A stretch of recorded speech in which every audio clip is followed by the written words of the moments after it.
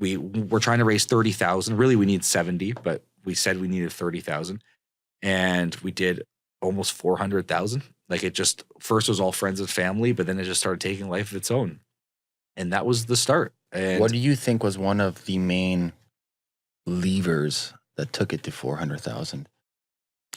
Specifically for the crowdfunding campaign? Yes. There's so many. And I did a Reddit post about all the things that I did that were like, I guess, unique. Like I leaned on all the great blog posts that I could find out there and worked on the tactics. But if there was one that really stands out, we did Indiegogo, and they have a thing that if you get to 30% of your campaign goal, you can do a deal with them. They'll put you in their newsletter marketing, which is like huge. A lot of people buy from it. So that's why we said we only needed 30,000, because I'm like, I bet you I could wrangle up $10,000. Oh, so if you get 30% of the 30,000, to put you in the newsletter. Yeah, so I need to get like 10,000. Yeah. Right? So if I made it 70,000, which is what we really need, I'd have to go get. How can we get? We need to get 20,000 plus for in the first 48 hours. So we just gamed the system a little bit. I mean, it's not. They don't really care. So within the first 48 hours, you have to do it, or first 48 hours, you need to get 30%. 30%. Gotcha. So for a month leading up to it, was just knocking on. I was messaging everyone on Facebook, but I wasn't just messaging. Yeah. Because if you mass message people, they know that they can tell that it's a mass message, and they can just close it and like not reply. What we did is first I asked them all. I said, "Hey, can I ask a favor of you?" And I said, "I'm going to be launching a clothing company in like a month from now, or whatever the time was, and I'm really trying to get this thing off the ground. It's been a labor of love for a year and a half, and I just need support.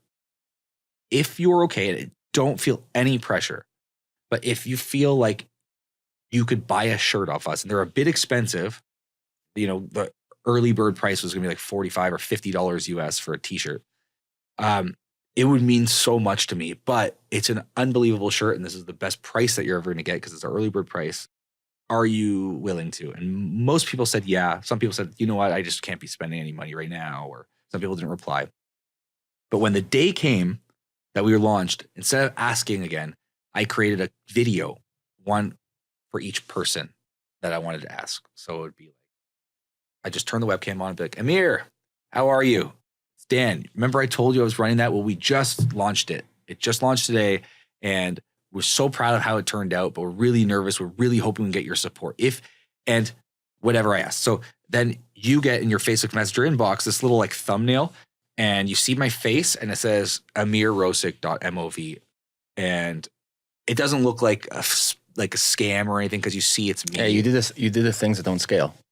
Yeah, I made it personable one-to-one. Yeah, and we stayed up all night for nights building out this library of videos, me and Andrew, and just like, some of them got crazy because we had to drink while we were doing it just because it was so bored. So some of them got like, we're hammered, and some of them got nuts. But people watched it and they felt like, okay, that was for me. It was very personal, and they are asking for, I can do it. So it was very easy for us to get that first $10,000 in sales. So if we did it in like a couple hours or something, it was all friends and family.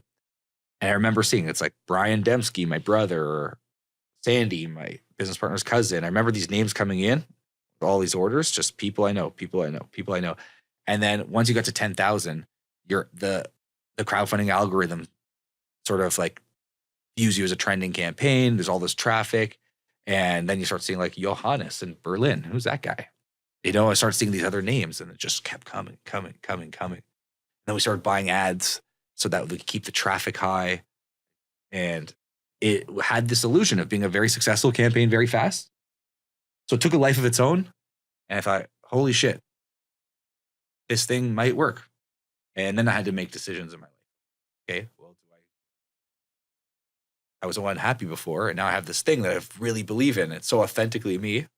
So I have to make the decision. Do I continue with this and leave everything behind? And that's what I did.